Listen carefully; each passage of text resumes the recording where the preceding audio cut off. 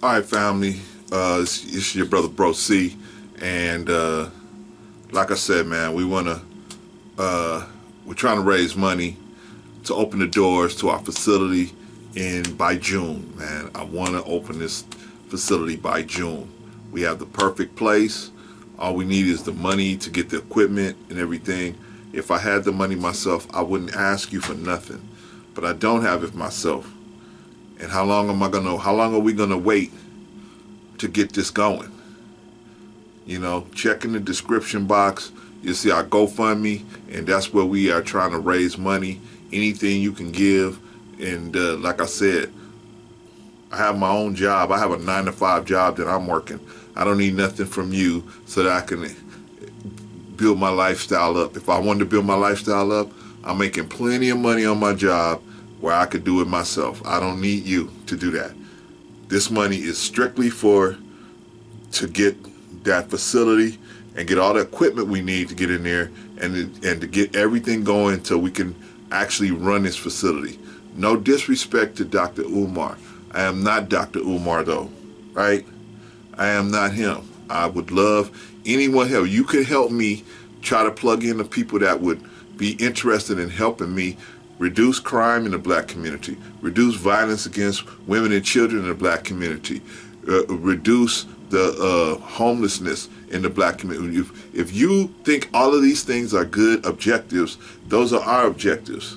But we know that the main way we're going to get this done is going through the men. We got to re-educate the men. The men in the black community in particular have been educated to be wrecking balls and sex-crazed, violent lunatics running around the black community causing all kind of mayhem, right?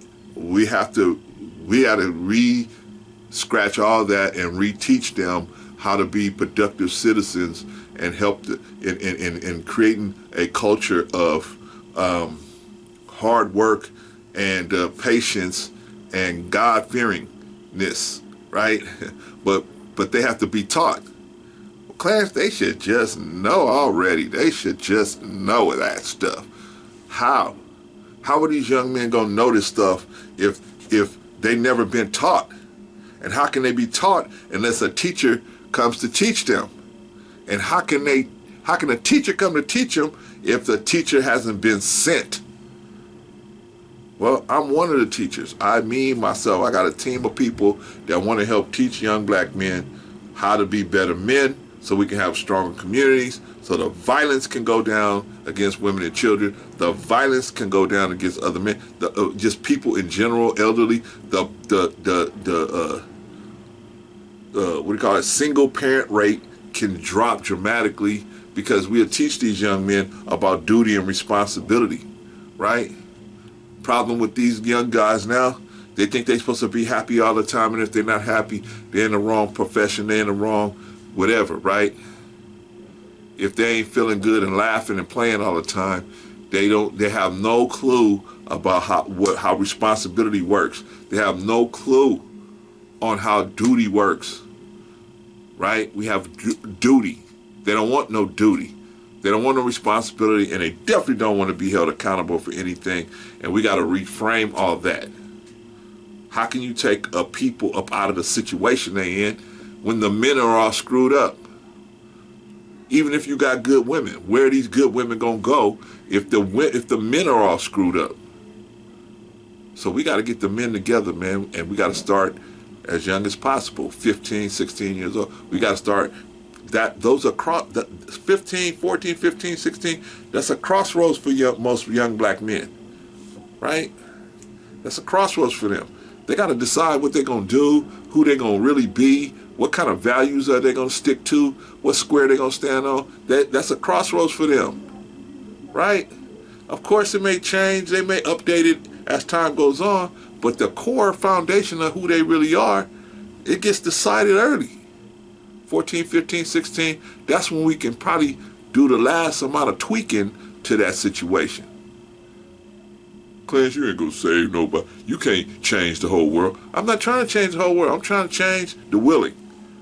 I'm like Jesus said, I came to teach the willing. I'm just trying to teach the willing. Those of them that even have an inkling that they want to learn.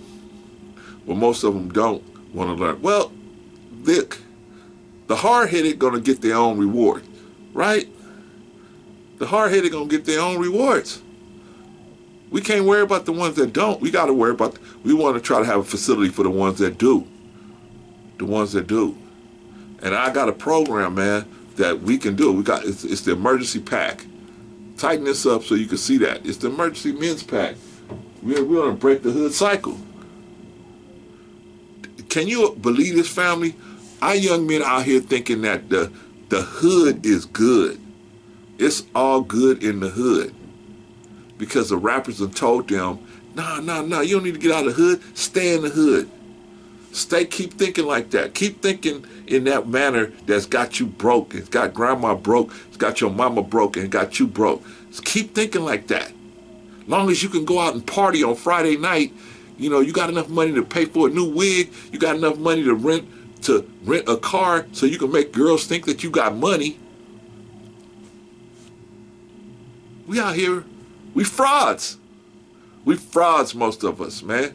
We frauds. And the ones of us that's not frauds, a lot of us are too scared to say it. I ain't gonna say, man, I'm not a six-figure man. I'm not.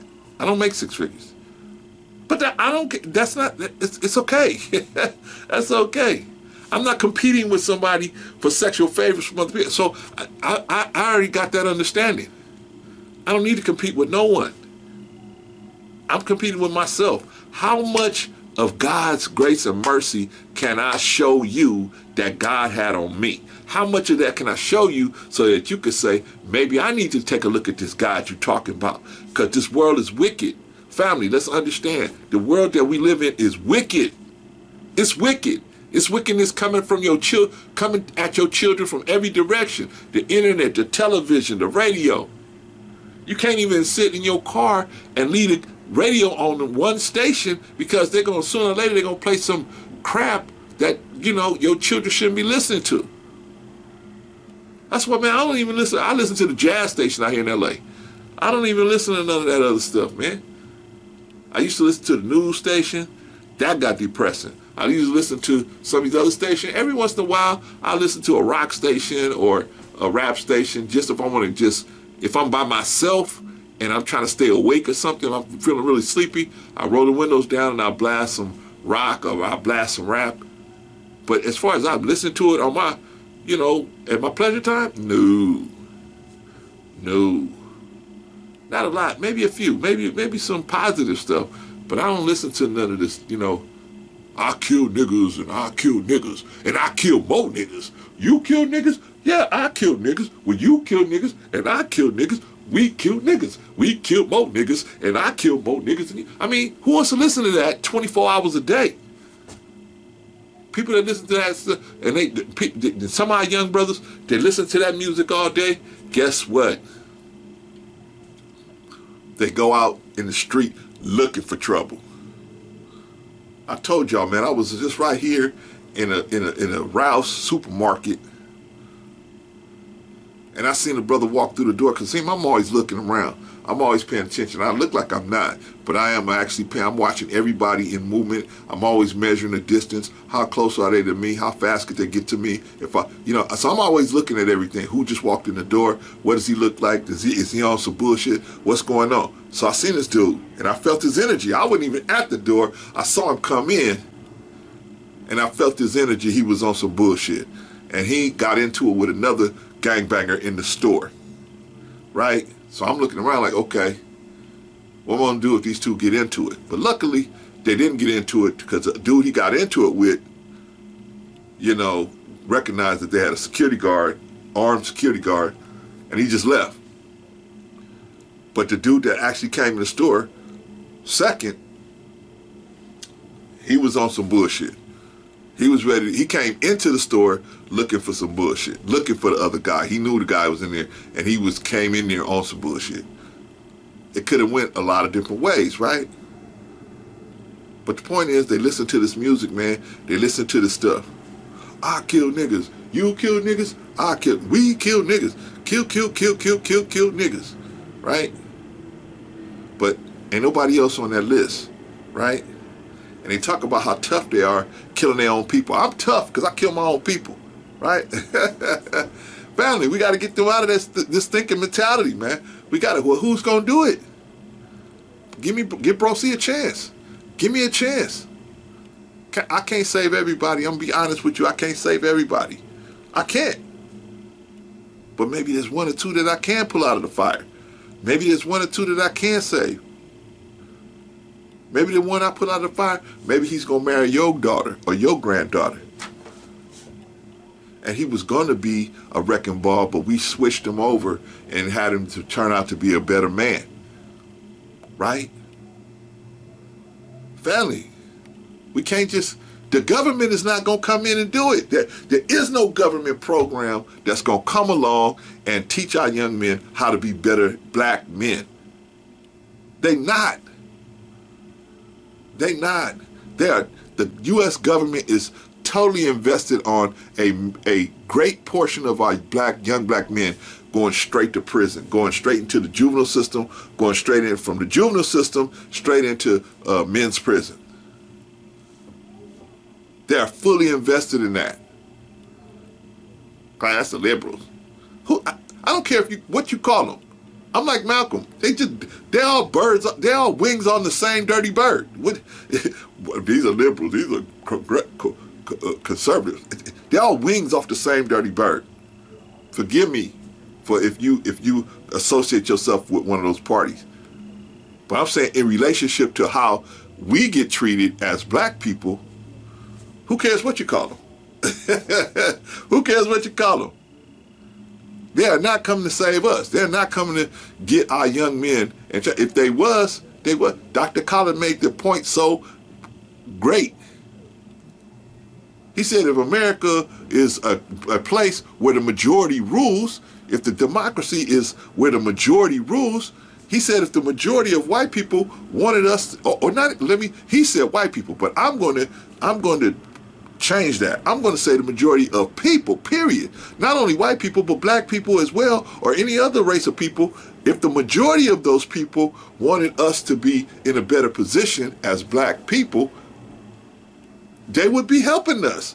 They could vote in laws to make us better, right? If the majority rules, if America's a place where the majority rules, they are the majority, we could have these things in place. But look, family, ain't none of those things in place. They're trying to take everything away from you. Affirmative action, reparation. They want you to have nothing. They don't want you to have nothing. I'm talking about the majority of people. They don't want you to have nothing. If they did, they would be moving to making sure that you was having it. So if they're not going to help you, family, we only got one other place to go, and that's God. We got to have God-inspired men to come in and try to work with us, work with our children. I'm one of those God-inspired men. I don't need your money to get rich. I own my own home. I owe a couple of dollars on these cars I got out here, and that's it. I got a little Nissan and another little bucket. I keep my lifestyle really simple so that I'll never be in a financial situation where somebody can hold my financial situation over me and make me make a move. If it's a good move for me, yeah, cool. But I'm not in a position where I gotta have that money. I gotta have this money. No. Nah. So family, I'm trying to put this thing together. Not trying. I got the teachings already. We got the presentations already. We do job and career presentations. We do social mutual respect presentation. We do a lot of different presentations. This is an emergency pack, which just means that there's some critical things that every black man graduating from high school or coming out of high school or at high school graduation age should know before they jump out into the real world. There's some things they need to know. You need to know about budgeting your money. You need to know about how to get a job. You need to know about interviewing. You need to know about certain things, right? You need to know about relationships because you're going to start having real relationships with real women. You need to know about that. So you don't end up in divorce court. So you don't end up in family court. So you don't end up in child support court. You need to know how to sexually select women. That makes sense. A lot of y'all out here end up in divorce court, end up in child support court. Why? Because you pick somebody who is unreasonable. That's one of the red flags in my book. You unreasonable. You pick a woman that's unreasonable. What I mean unreasonable? I mean she unreasonable. You can't reason with her. You had a good time in the bed, but now you messed around and impregnated her. Now you got to deal with somebody that's unreasonable. If they're unreasonable, just you and her, how much more unreasonable they going to be when a child is involved? Come on, family. We sending these men to their deaths. We sending men to their death out here because we don't have nobody out here trying to teach them. Excuse me, not nobody. We have very few other men out here trying to teach them. Let's grow that. But so one of the problems in the black community, man, is fear of competition, right? I'm gonna hold Clarence back. I don't want Clarence to open up this facility so he can teach young men. Why? Because the government is giving me so much money, and if he comes in and starts doing a good job, then that's gonna cut in on my money. Well, so I got to deal with people that say, hey, what's the goal? The goal is to have these young men be taught. If somebody come up and teach better than me, then hey, they teaching better than me. I'm not going to hate on them because they're doing it, because the goal is not for me to make money, have this academy open, but it's for us, for our community to do better. What type of men do our women have to choose from most of the time? They really don't have they don't have men that's God-fearing. I mean, really God-fearing, man. They don't have men that's God-fearing. They have a hodgepodge of Negroes trying to have sex with them. That's pretty much the thing. That's pretty much what they got on there. Or down low brothers. Right? I got to give the gay dudes credit. At least they come out straight out and say, hey, they're gay. But the down low brothers, that's that situation. We got that situation going on. We don't have no respect for each other no more. We respect each other enough to say, let me tell you the truth about this situation. Let me tell you this. And before you get yourself in a position of obligation, let me tell you what's really going on. But you know what? We are tricksters and hustlers. We hustle each other. I'm going to get you all obligated with me, and then that's when I'm going to let you know I got a wife and a daughter on the other side of town. That's why I ain't been able to stay with you. Right? I'm going to get you obligated with me before I let you know I got a diagnosis of bipolar. We just out here tricking each other. And the shit ain't going good. It's going bad. What do we need? We need education. We need to be educated. We need these young men to be educated so they can decide on the type of women that they need to participate with. Some of these women are beautiful. Man, I'm telling you, man, black women, some of the most beautiful women out there. But a lot of them have some serious mental issues. And you got to be able to see and discern that before you get involved with somebody, a beautiful wrecking ball, man. Some of these women are wrecking balls. They'll tear your life apart. They're going to tear your life apart, man. And they're beautiful. They're beautiful. They seem so sweet when you first meet them. But as they get more comfortable, with your infatuation with them, man, especially those of y'all that get really stuck on somebody just because they gave you some sex, they know they got you. And that's when they start dropping their guard. That's when they start chipping off the facade. And you start seeing a real person. And you see these little flashes of mental illness, right? And you go, that's weird, man. Why would you get all upset over some little situation like that? and then they see the the cogs in your head turning. They bump up that sexual tension on you, and now you stuck. But how do you know this, man? See, you need somebody that's been there, man, can go over all this stuff with you. You need some real men that can go over all this stuff with you. Not just, you know. You need to know some street smarts, man. You need to be able to know when it's a time to stay and it's time to go. First of all, you need to know how to carry yourself. You carry yourself in a very humble way. Right? Because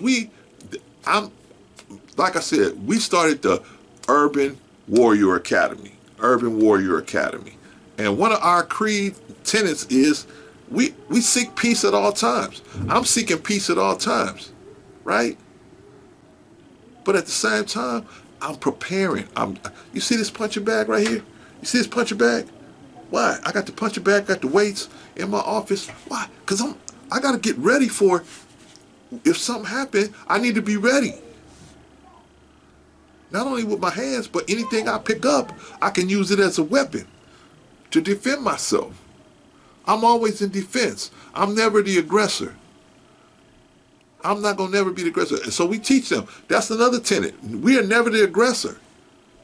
We're never the aggressor. I'm never going to go up to somebody and aggress to them over something, even if it's something that I feel like I'm upset over. Because in today's world, you can lose your life. You can lose your life confronting anyone in today's world. You can lose your life confronting anyone. Right? Just responding back to their disrespect to you. Remember Cat Williams, right? Cat Williams responded to disrespect that came to him from that chick on the radio. Her husband went to try to kill him over that. Her husband, she was wrong as two left boots. And her husband got a pistol and went to go kill Cat Williams. Remember that? Man, you can lose your life just being in the right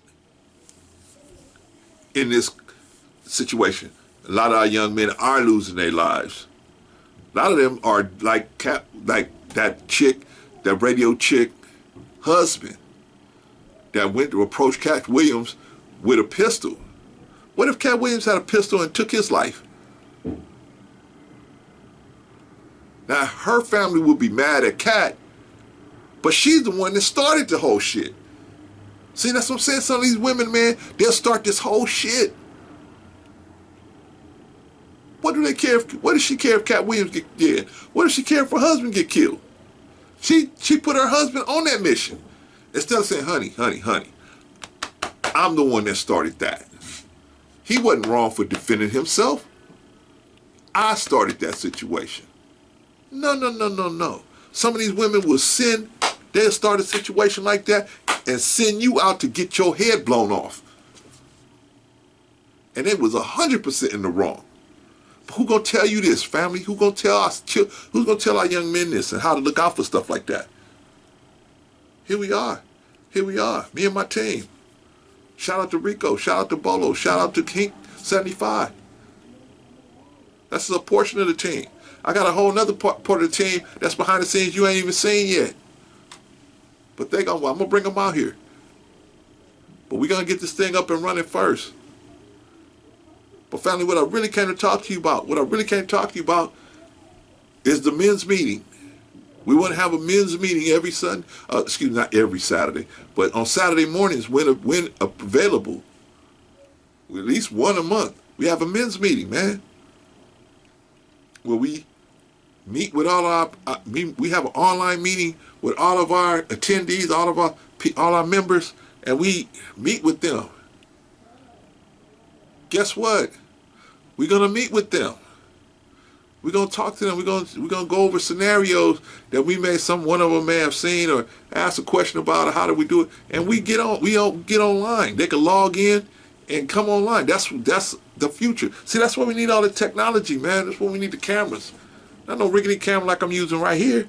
Some real good cameras, some good editing equipment. We need that stuff. We want to have our members. We want to have members that can come in. They members, and they can have access to that information. They don't pay for it. That's what I'm asking you to help me, so that these underprivileged kids don't have to pay for it. They don't have to pay for it. It gets done, and I can bring other speakers in. I can do events. I can do martial arts events. You see how big that facility is? Go down and check the GoFundMe. It shows you. I got a video where I'm walking through the facility showing you. You see how big that facility is? You see how big the workout area would be? Man, we can have all kind of. We got about 3 or 4 different classes going on at the same time in that space. 3 or 4 teachers teaching at the same time different martial arts, grappling, boxing, jiu-jitsu, whatever, karate, whatever they want, Wing Chun, whatever we can get somebody to come out here and teach. But I can't bring these teachers over here. They ain't gonna come over here for nothing, and they shouldn't come over here for nothing. But we know these kids can't pay for it. Most of them they can't pay for it. The ones that can, cool. Let's get the money from them. But most of the ones that I'm trying to get to, they ain't gonna be able to pay for this stuff. They're not gonna be able to pay for it, man. So is that why we gonna not teach them? Because they can't pay? I don't want to be in that position, family. I don't want us in that position. I want us to be in a position where we can teach whoever wants to come and listen. Right? Whoever wants to have a place to learn how to be a man, to learn how to be respectful to women, to learn how to be respectful to children, to learn how to be respectful to themselves and the community. Let's give them a place to come, to learn how to defend themselves in a combat situation. Because trust me, family, if you're a black man, you are more likely to come across a street combat situation than almost anybody else. Way more likely. And probably with another black person, the odds are even higher. But do we have to kill every person? No, but we need to defend ourselves and make sure that person knows not to mess with us no more. Right? How are we going to learn that, family? How are we going to, if we don't have people to pass this information down, how? My teacher taught me, and is still teaching me, and I can teach you. He already told me what to teach you. So I'm going to already follow what he said. Right? Just to survive on the streets, if you get in a hand-to-hand confrontation with someone, it turns into hand-to-hand combat. I'm always seeking peace. But I am ready. I'm ready to disable or take the life of anyone that's trying to take my life. And I'm not asking a question. Excuse me, sir. I see you loading up that right hand. Are you trying to take my life, or are you just trying to knock me out? Which one? So I don't have time to ask no questions. I'm taking any aggression as a threat to my life, and I'm gonna handle it, so forth. And so these young men need to know how to do that, right? Besides getting weapons training, getting a CCW, learning how to use edge weapons, learn how to use sticks, learn how to use all this stuff for your own protection. We never teach anyone to be an aggressor. Always seek peace. But if a person is determined for your peace to be broken, and they determined for you to have injury or death, then you in your right to defend yourself. Even if it means their death, you in your right to defend yourself. Anyway, we got to teach these young men all this stuff, man. We got to teach them all this stuff. But we want to have a Saturday morning meeting, Saturday men's meeting, right? Maybe if things get going well, we can start meeting up at Dodger games or whatever. I don't know, whatever kind of outings we can have where it's just men getting together with these young men and we just going out, hanging out with them, showing them how to be in the public, showing them how to sit down. A lot of these young men, they don't even know, like I said, man, they don't even know how to use a fork. They don't know how to sit at a table. They don't know how to have a conversation. without bullshitting everybody, right? Every time they sit down and talk to somebody, they think they got to bullshit everybody. You just bullshitting yourself with me. I've been there. I've been a bullshitter. I was a bad one. I wasn't a good one, but I was a bullshitter. But God saved me, man. God pulled me away from the kind of mentality that I had that was really bad. I was functional, but I wasn't the person I am today, where I look in the mirror and I say, I like that dude. Can you look in the mirror and say you like yourself? Can you give back? Can you think did anybody help you in your life? Can you pay it forward? How can you pay it forward? Here we are. You can pay it forward. Give us this money. Help us open up these doors. We need 250 racks. Clint, oh my God, that's a lot of money. Yep, it is. But to do this thing the way we need to do it, the way I have the vision in my head, to where we can teach and teach and teach, and then have everything to where, hey, we can constantly have young men coming through there, learning some stuff, and then getting a certificate of completion and walking out of there knowing that they know how to eat, know how to have a conversation, know how to do certain things, know how to behave in a corporate situation. Yeah. Brother Clarence, I got a plan. I got the plan. But I need your help. I need your help. I want to open the doors in June. By June, rather. If we get the money this month, the Black History Month, hey, let's get it. But it might take us longer. I'm being honest, but just being realistic. Probably going to take us a while to get that kind of money. But if we can, we can. At least I'd like to get 50,000 by this month so I can open up the doors. Then we just continue on raising money so that we can get the equipment and get somebody to build that mat. I have to, I'm huge that room. Go check that GoFundMe video. That room is huge. I got to put a mat at least half the size of that room. That's going to be 20 grand, 30 grand at least. Just to have somebody work on that, let alone the vinyl, the materials, the padding, all of the stuff that needs to be to make that thing sturdy and able to be worked on. It's going to be a bunch of money. Family, I need your help. I need your help. I'll figure out something to give to you, man. I don't know, maybe we could put the donors' names on the walls or something. I don't know what, we'll figure something out. But don't worry about that part right now. Worry about the part that we need your help. Right? But let's get this, but what I really want to talk about right now is, see, when we get this facility together, we get all this stuff together, we can do the Saturday morning meetings, Saturday morning meetings, where we can either have them in class there, or if we have enough people that wants to connect online, we can do the Sunday morning meeting, men's meeting online. Saturday morning men's meeting online. We meet with them for about 15, 20 minutes and give them an encouraging word. Tell them, hey, look, man, how'd your week go? This and this. Hey, let's do it. Think about your week. Think about what you want to accomplish for this week. Set aside, break it down into goals, small attainable goals, and then do it. Right? We can encourage them, man. A lot of our men are going down the drain. A lot of our young men go down the drain just because they don't get encouraged. You know who encourages them? Pookie and them on the street. Shout out to Pookie and, Pookie and Rue, but not like that. But I mean, Ray and Big Ron, they the ones encouraging them to do all kind of craziness, man. And then of course, the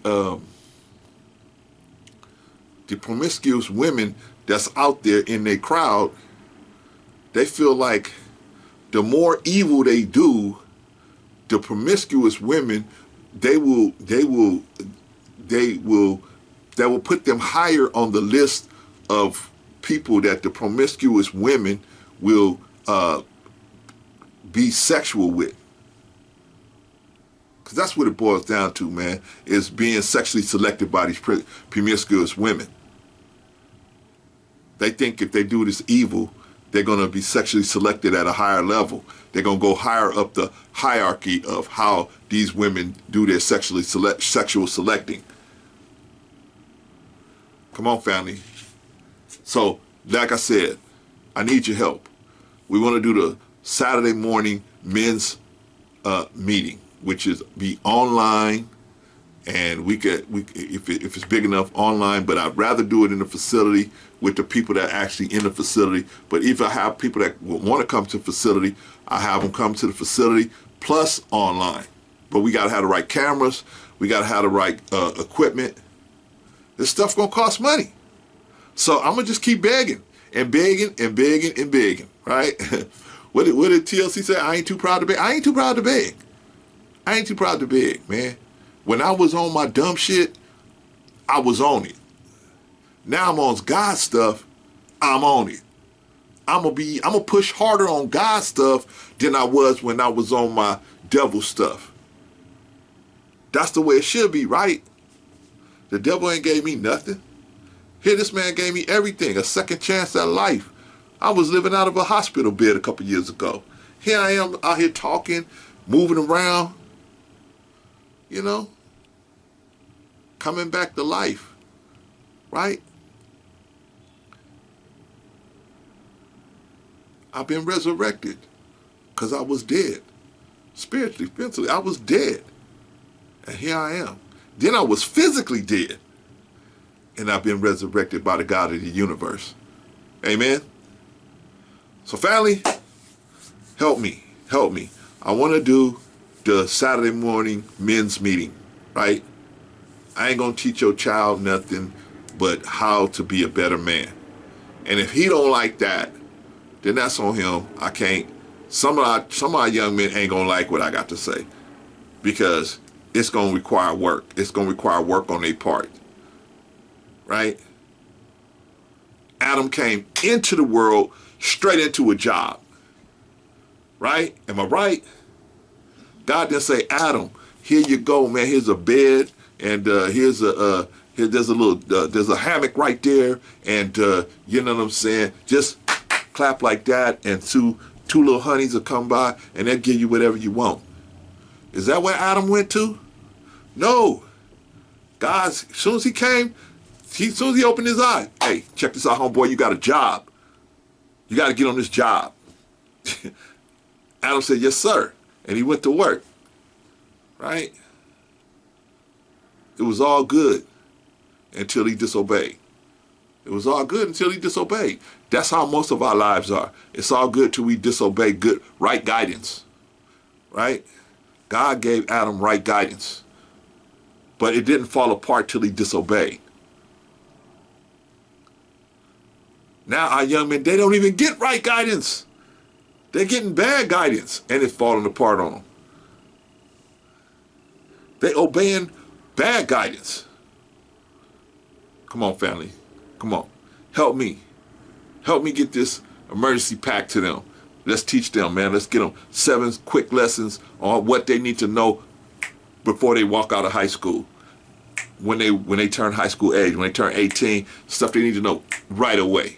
Help me get that stuff to them. Help me get this information to them. All right, family? Will you help me? Will you help me? If you really gonna help me, go down to the GoFundMe. Go down to our GoFundMe. Click that button. $5, $10, whatever you want to give. We're trying to do it. I don't need, Clarence, I'm not gonna give you no money to make you rich. You not, cause I'll be rich on my own. I make my own money. I got a 9-to-5 job like you. So I make my own money. I've been working for the city of Los Angeles for 28 years.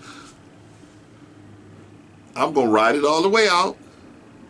But plus, me being over there, I'm able to have information on jobs that the general public might not know about until 6-8 months later. So I want to keep my plugs over there. So I got to stay there for a little while. So I'm going to stay there for a little while. Right? But if I'm going to get rich, it's going to be off of the money I make and investments I do. And I ain't taking your money to do that. The money you give me is going to this academy, going to the academy. So we can get these young men together. So we can get come on, family. How much violence do we got to see before we say, hey, man, something got to give here. Something got to give here. And some of y'all out there saying, hey, we need to reduce the police force. Come on, man, really?